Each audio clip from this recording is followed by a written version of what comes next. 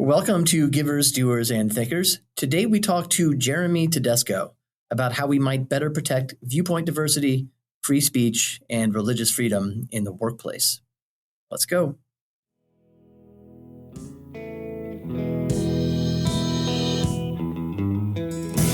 Givers, Doers, and Thinkers introduces listeners to the fascinating people and important ideas at the heart of American civil society. We speak with philanthropists, reformers, social entrepreneurs, nonprofit executives, religious leaders, scholars, journalists, and anyone else who will help us understand contemporary civil society's achievements and failures. My name is Jeremy Beer. Thank you for joining us.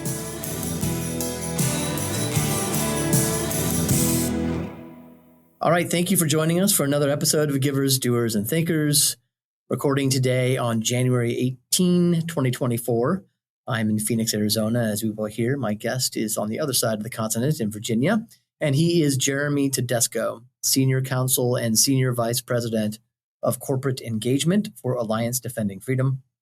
Jeremy has litigated First Amendment cases at the highest levels. He's been part of legal teams arguing major suits involving religious freedom at the United States Supreme Court. He is also the founder of ADF's Center for Conscience Initiatives, where he led efforts to protect individuals from government-coerced speech. His writing has appeared in the Wall Street Journal, New York Times, USA Today, among other places, and he can be seen or heard from time to time on Fox News, CNN, PBS, NPR, and other leading networks. Jeremy Tedesco, welcome. Well, thank you. I appreciate you having me on. It's a pleasure to have you. And we're going to talk about, as I said in the open, viewpoint diversity, free speech, and religious freedom, the presence or threats to those things in the workplace today, which is a little bit different. It seems like a different place where the cultural conversation has gone in the last 10, 15 years. Traditionally, we've thought about threats posed by concentrated government power to free speech and religious freedom. Now your attention and that of others is turning to concentrated private power. You want to kind of just lay out the landscape as you see it, like why do we have to have this shift now? What is the size of the threat that's coming from concentrated private power? Yeah, no, that's a really good question. Really an important one, too, from the standpoint of the kind of objections we often hear from folks in the free market space or, just traditional conservatives. I think we grew up in America where the concentrated power we were concerned about was government power, like you said in your introduction. And most of the time when we were fighting against censorship or religious discrimination, it was at the hand of the government that we were trying to stop that from occurring. But you're right, it's very much shifted. It hasn't ended by any stretch of the imagination. We must always vigorously defend our First Amendment rights vis-a-vis government encroachments. But the private sector is now an enormous threat to those freedoms as well. And I don't think it's problematic. It shouldn't be problematic for conservatives to be concerned about concentrated power wherever it resides. If the concentrated power is in private hands, we have anti-monopolistic laws that have been with us for years, came to us through the common law to try to stop private actors from having concentrated power in ways that harm the economy or commerce or other things. And now it's really starting to harm free speech and civil discourse. It's new, but it's nothing. There's really nothing new under the sun. And we know this problem. We've dealt with it before, but it does take an understanding on our part about the nature of the problem when it comes to especially free speech and religious freedom. And I think that's what's really important is people need to understand that there is a concerted effort to bypass constitutional liberties, even to bypass accountability for censorship and religious discrimination by powerful forces, whether they be government or activists, by going to the private sector and convincing them, these are the policies you should enact, these are the people that you should censor, these are the ideas that shouldn't be allowed to be aired. And because that censorship is happening through private companies, it's much harder to combat it with the traditional tools that we have in the toolkit. So that's we recognize this in Alliance Defending Freedom where I work. We as you were saying in my intro, we litigate cases at the highest level to protect free speech against government encroachments. But now we realize and have really kind of pressed into this space of private censorship by corporations, banks, and tech companies especially. These folks who have concentrated power and have gatekeeper kind of status when it comes to access to essential services. So what are we going to do about it is kind of the question we thought really faced us and faces many people in the conservative and religious ecosystem. Before we get off of this sort of part of the topic, where you say, because I think you're absolutely right, that there is a certain sense among people, maybe even more of a classical liberal perspective, or certainly conservative, libertarian, that I thought private actors were supposed to be able to do whatever they want.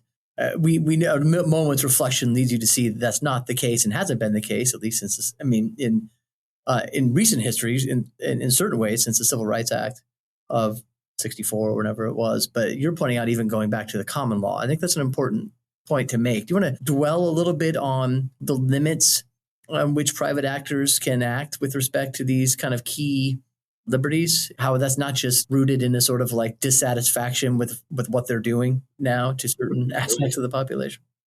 Yeah, well, we've never lived in the Wild West when it comes to private actors. So there's plenty of laws that cabin and circumscribe what people can do in the private sector. And absolutely, at Alliance Defending Freedom, and we believe that there's very important for private companies, private nonprofit organizations to have a lot of autonomy to order their businesses, their principles, their mission, around their shared values. And we want that. That creates the kind of diversity that everybody's trying to mandate on the other side of these issues. It creates the diversity that we all love and enjoy in the United States. And so we want that freedom. But, from a business perspective, consumer protection laws, unfair business practice laws, there's public accommodation laws that bar religious discrimination and sometimes political affiliation discrimination. There's a host of regulations in the banking industry that are very, very limiting and include prohibitions on religious discrimination in certain contexts of the banking industry. So these are regulated, areas. We certainly want to provide as much autonomy as possible. But one point I want to make sure I make is that part of what's going on in with the private companies right now and the censorship and things that we see from them is that it's actually the government trying to co-opt those businesses for their purposes to censor. So, some businesses, in some instances, businesses are going to take actions that violate existing law, consumer protection, religious discrimination laws, and that's on them. But the line between like this private public binary that lots of times is the way that people converse on the right of center doesn't really exist anymore. It's kind of on a spectrum. Very, very blurred, very gray now, isn't it? Yeah. So you've got the government, telling Twitter and these other social media companies what to censor during COVID-19 and during some of the election, issues back in 2020 and a host of other issues as well. That case is at the Supreme Court right now. And in the banking context, it's particularly interesting because banks are pervasively regulated, and so are insurance companies by the government. And we know through history and even today, there's a case at the Supreme Court right now on this issue. We know that government regulators often abuse their power to regulate reputational risk to punish disfavored views.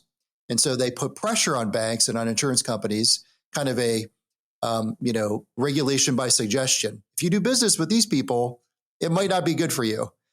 So it's sounds like the mafia. Yeah, Jeremy. It really does. But we've seen that, and there's a case in the Supreme Court right now, NRA versus VULA, where the New York financial services head put at least NRA alleges, put an incredible amount of pressure on insurance companies and banks to debank them and deprive them of services, simply because of their Second Amendment advocacy. So these issues are issues that every single one of us should care about, because the weaponization of these businesses in this way can affect all of us. There's whatever the disfavored view is today, it's not going to be the disfavored view tomorrow. It's probably going to be the one you care about.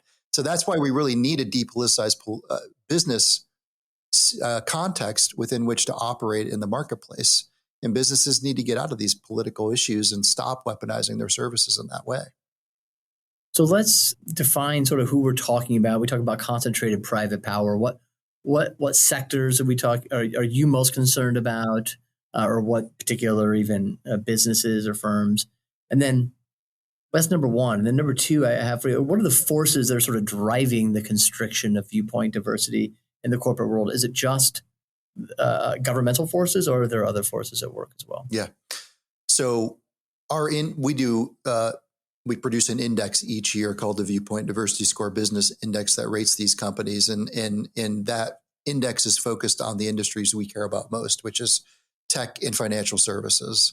And it goes back to something I said in the beginning, at least in passing, and that is we're concerned about those concentrations of power where the companies are gatekeepers to essential services that people really need.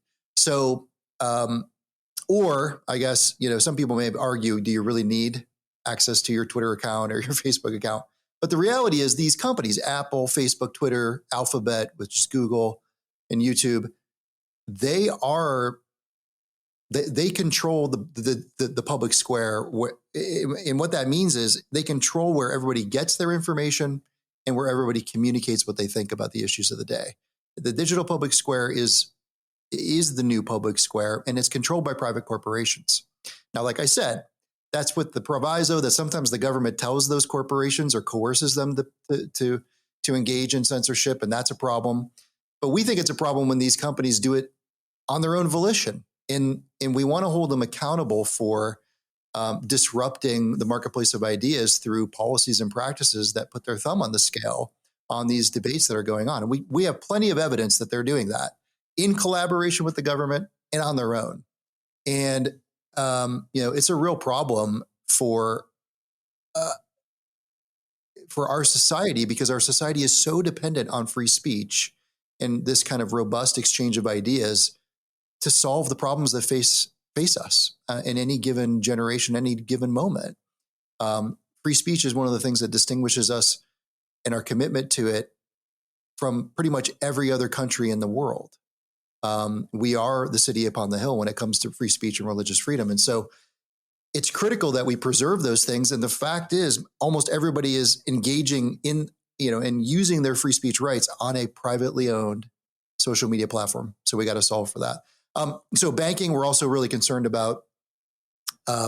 There's definitely been an uptick in debanking that looks like it's for political and religious reasons. And people shouldn't, no American should have to fear they're going to lose their bank account because of their religious or political views. But there's evidence that that's starting to happen. It's mounting.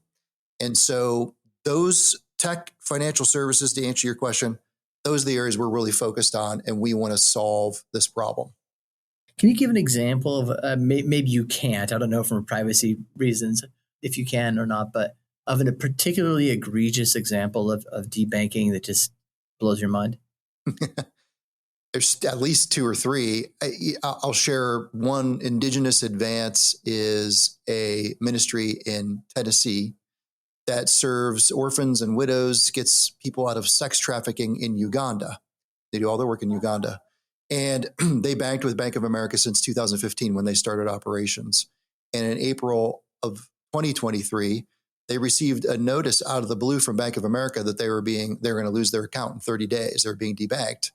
And they said, it's because we're no longer going to do business with your business type, whatever that means. And they told them that your risk profile had exceeded our risk policies, whatever that means. And see, this is how debanking usually works. They debank you. They give you these incredibly vague, policies or reasons. And when you go and ask them for specifics, they're like, all we can tell you is what the letter said, which is your risk tolerance is too high. And so you're left with, what's the real reason? And then they won't tell you. And the thing is, this is the problem with the vague policies in terms of service that are throughout the financial sector, these, especially like reputational risk policies, is that it allows them to engage in viewpoint discrimination, and then it allows them to hide the viewpoint discrimination behind these vague policies. They never really have to give an answer. So the lack of transparency is a huge problem. The fact that we're seeing an uptick is a problem. Nigel Farage in England and in Europe, in England specifically, is another great example where Coutts, which is a bank that's owned by NatWest, debanked him. He's pretty well known for his involvement in Brexit and things like that. And when they finally got to the internal documents that led to his debanking, they said in the documents that he was a commercially viable client. There was no problem with him financially. It was his views that were inconsistent with Coutts' inclusive views that ultimately led to him being debanked. So it's happening internationally. It's happening over here. Another big one was in 2022. Ambassador Sam Brownback started a nonprofit called National Committee for Religious Freedom, and JP Morgan Chase debanked him and never gave him a good reason. They did come up with about 5 reasons. All of them did not hold water, and most of them were inconsistent with the last one they came up with. So it became kind of this, it just never added up. It seems very random. The examples you're giving, Nigel Farage, on the one hand, at least, is a very well-known and controversial figure. Indigenous Advance, I don't think is on too many people's radar screens. Committee for Religious Freedom. Is there any rhyme or reason to this stuff, or is it just like one motivated person in the right spot at a bank make it go haywire? It's ultimately hard to know exactly what's happening in each given situation. But I think what we have to understand when you peel back the layers and look at it from like a 50,000 foot level, ESG and ESG activism, the S in ESG is one of the primary goals of the S in ESG is ultimately censorship. It's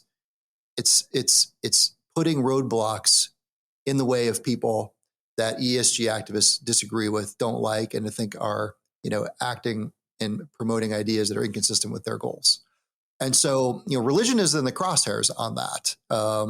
Religious institutions are not going to bend the knee on DEI, especially when it comes to the corporate equality index and all the LGBT issues that are kind of pent up in DEI and ESG. So, there's the ESG activism. One of the demands of ESG activists is to debank, deprive financial services, to the people that disagree with them. We see this in the fossil fuel industry. We see this in other, areas where they're well down the path to how they want to treat the people they disagree with. That same plan of debanking, stopping investments in and otherwise harming people they disagree with is the same agenda that motivates the S in ESG advocacy as well. So, we can't tie a direct line between ESG and some of these things, but it's hovering over all of it. And really what's hovering over all of it is the problem of politicizing businesses.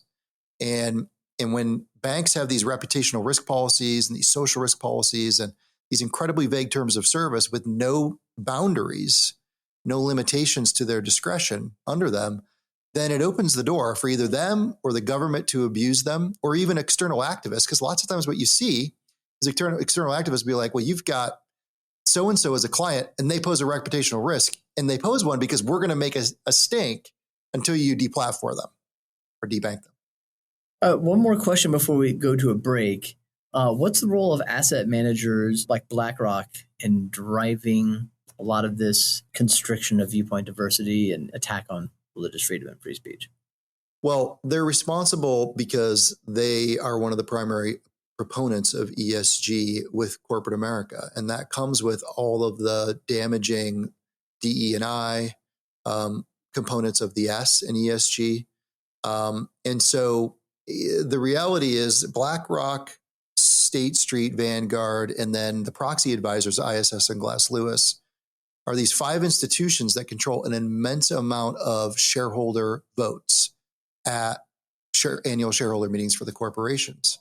And they're essentially often acting in lockstep to drive ESG and the agenda, the various different, agenda and goals of ESG with these corporations. And so what happens is an activist files a shareholder resolution demanding some kind of, outcome they want related to DE&I, for instance. And then BlackRock, State Street, and Vanguard, and ISS and Glass Lewis line up and support it. And it gets over 40%, 50% of the vote at the shareholder meeting. Well, the real problem with that is those 5 institutions control the votes of millions of Americans who do not support those outcomes and wouldn't vote their shares in that way if they were actually exercising their own vote. So the companies may say, well, we're just doing what the shareholders want us to do, but it's not an accurate reflection. The vote is not an accurate reflection of what their shareholders actually believe. So this is what drives a lot of this agenda at the corporations. it drives an agenda of ultimately of censorship and religious discrimination as well, because ESG ultimately has those things as a component of what they're trying to accomplish. And just because it's not in the name doesn't mean it's not part of what is hoped for by the proponents. Let's take a quick break and we'll be right back with Jeremy Tedesco. Hey there, listener. I want to invite you to our 2024 Givers, Doers, and Thinkers Conference in sunny Malibu, California. This is our 4th annual conference, and it's called K to Campus, How the Education Reform Movement Can Reshape Higher Ed. The conference is a great opportunity to gather with donors, nonprofit leaders, and scholars, many of them you will recognize as guests on this podcast, to discuss some of the most pressing issues in the realm of education. Our featured speakers and expert panelists will address K-12 school choice, the importance of donor intent when making gifts to colleges and universities, and many other topics. We are now offering special early bird registration to our podcast listeners for the 2024 conference. For a limited time, use code EARLYBIRD to register and receive a 50% discount. That's pretty good. A special link will be listed in the podcast notes. We hope to see you in Malibu.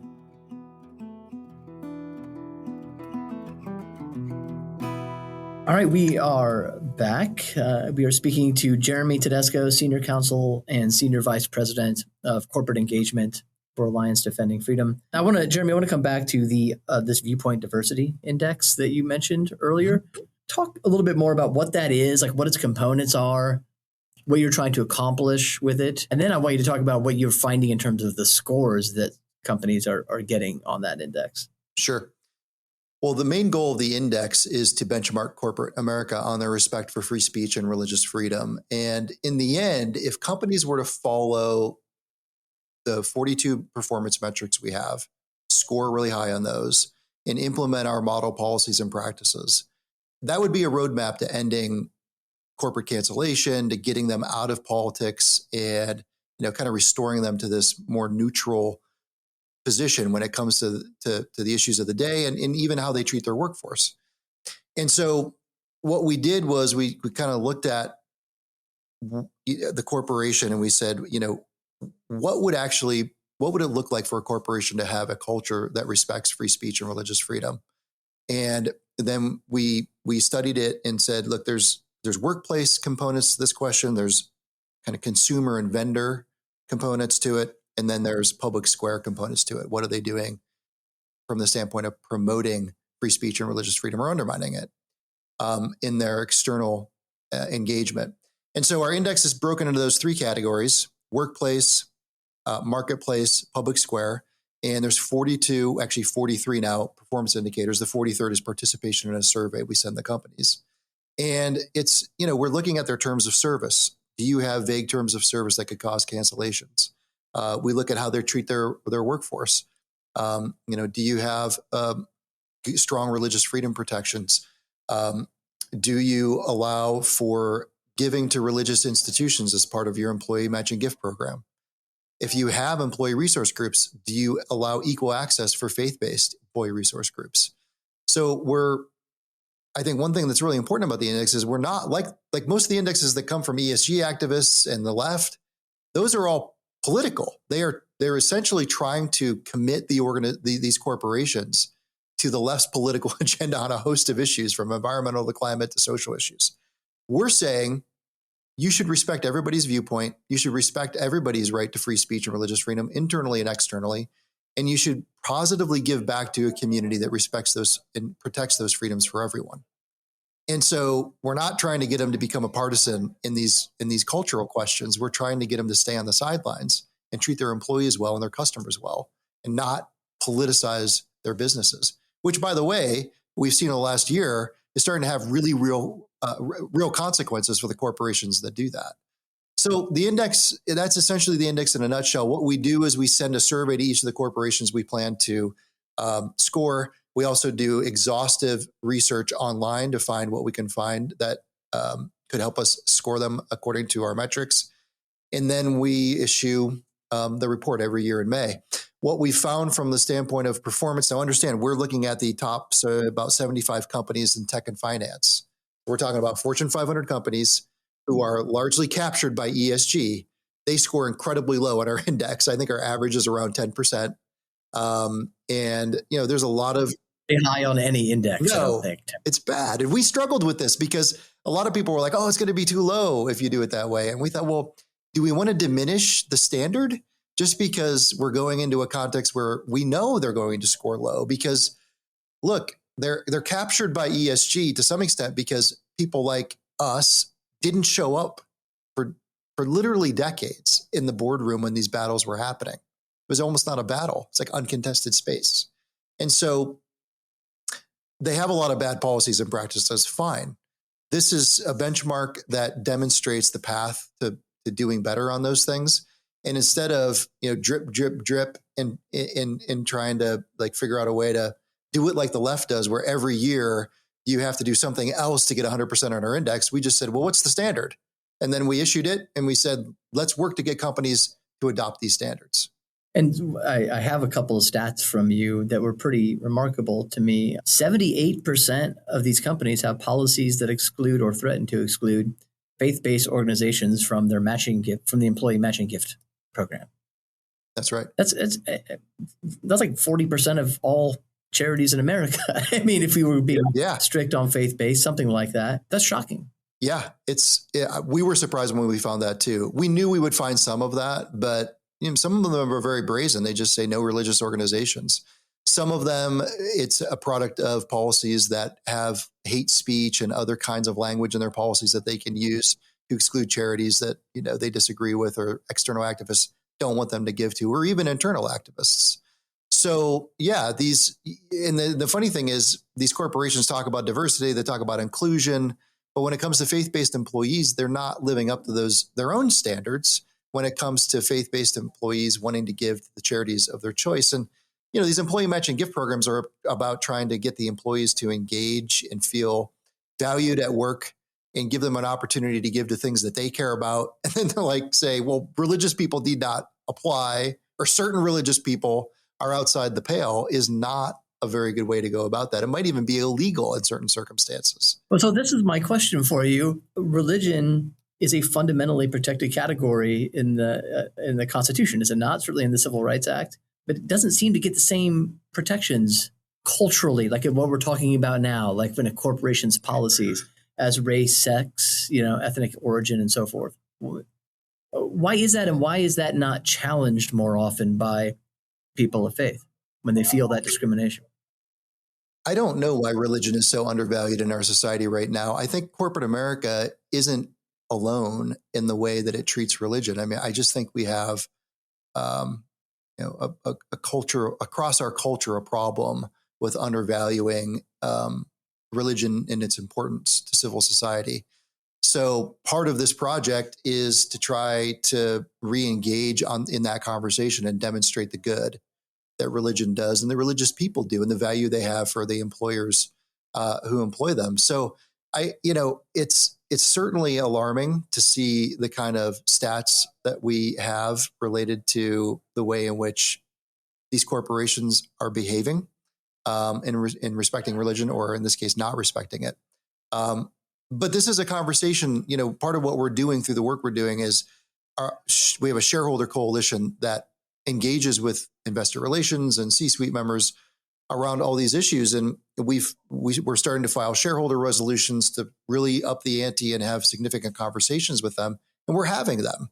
Our partners are having them. In some instances, we're having them with senior leadership at these businesses.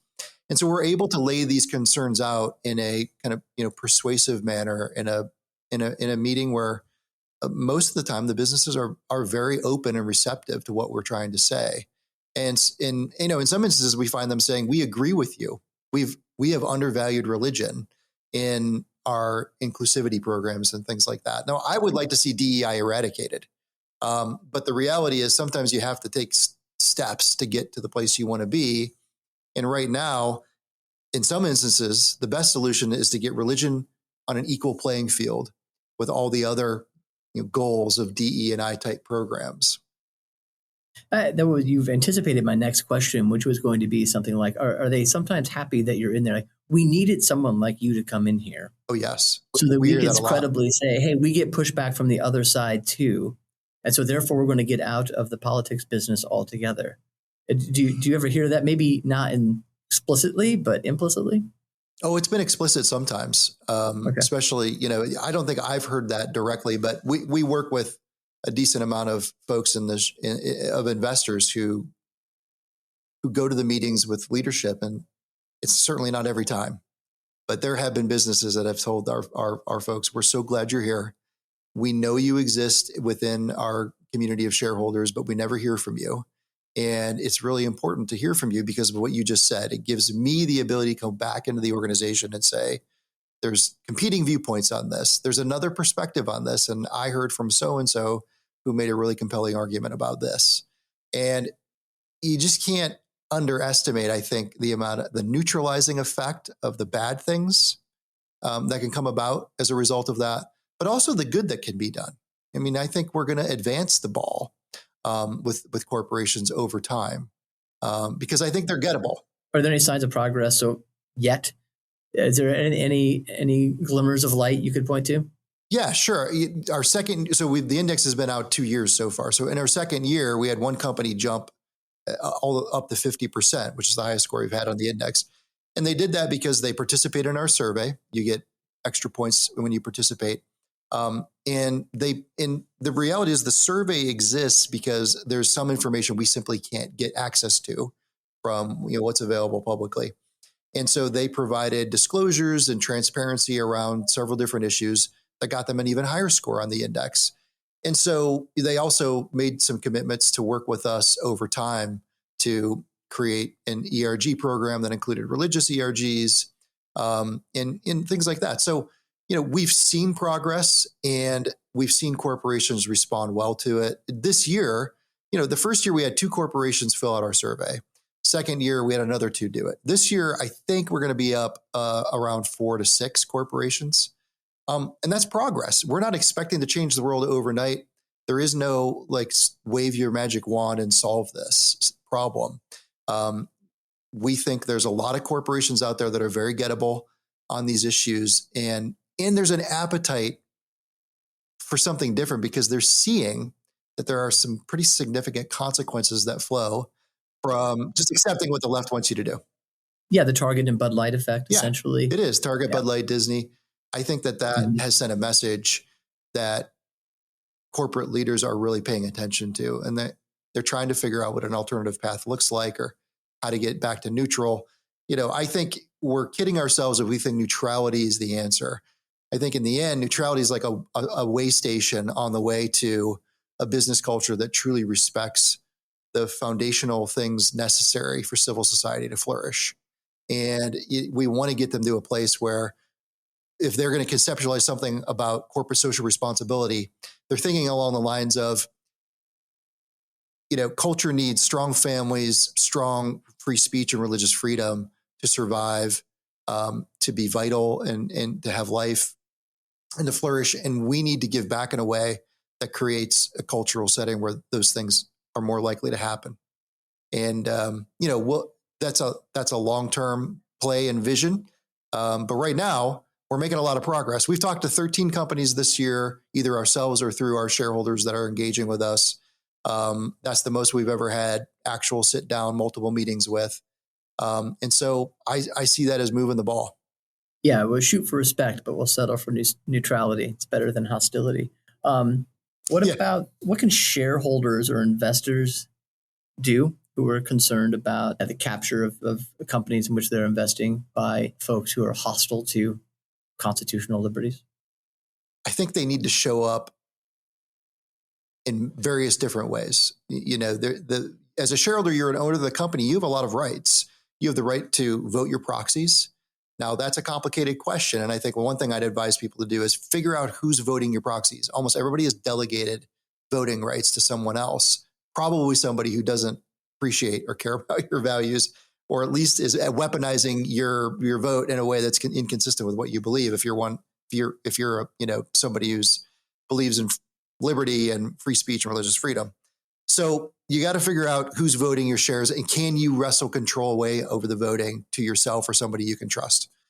The second thing is just engage with investor relations. When investors call them, they have to respond. And again, back to our point, lots of times it's just small investors show up with a shareholder resolution or just call somebody in the C-suite or the IR department. And like we were talking about before, they're very happy to hear from us. And so I don't think you should underestimate what a simple call or communication around these issues can do. Last year, when we had a shareholder resolution on debanking on the proxy statement at JP Morgan Chase, that's a story in and of itself, a great story. But in the end, I sat in on the shareholder. You should tell that story, Jeremy. Well, let me tell you this part first, and then I'll tell the whole thing. At the meeting, we had a shareholder, several shareholders who just showed up at the meeting, called in. Everybody gets a number to call into the meeting, and asked Jamie Dimon, this probably the most powerful CEO in the world, other than the president of the United States, questions about our index and about their bad track record on debanking for political and religious reasons. And it was a very uncomfortable shareholder meeting for Jamie Dimon. I would say somewhere around 20% of the questions were about our index and about their debanking practices and policies. So, I mean, you show up and I should add, this year when we went to score JP Morgan Chase, they had eliminated one of the policies that we thought and were pointing out to them was a serious risk. It was a social risk policy in their WePay, which is their payment processor. They eliminated that policy. We can't find it anymore. It was on the books last year and the year before, and now it's gone. So I think we can kind of claim we raised this concern and we made legitimate arguments that they listened to. The JP Morgan Chase story ultimately is they were one of the banks we targeted last year, and our shareholders filed a resolution regarding debanking, like I said. And initially, Chase tried to they asked the SEC to block the resolution, to essentially evade responsibility or transparency, accountability to their shareholders. And the SEC often obliges. The SEC has a really bad track record on this. They often allow all the ESG activist proposals to go through, but they are kind of blocking the folks who are ESG skeptics from being able to do anything, and just trying to hold the companies accountable to our values. And so we expected that the SEC would probably block that resolution, and we might wind up in litigation over that because it's a violation of the First Amendment for a government agency like that to be biased in deciding what can be on the proxy statement of these companies. In the end, the SEC agreed with us. We filed a 25-page or so legal memo and said, it's illegal for you to deny this. And by the way, the shareholder has every right to get access to information about how JP Morgan is behaving when it comes to debanking. And the SEC allowed it to go through. And so after that, 19 state attorneys general sent a letter to Jamie Dimon complaining about religious discrimination and warning him that they needed to knock that off.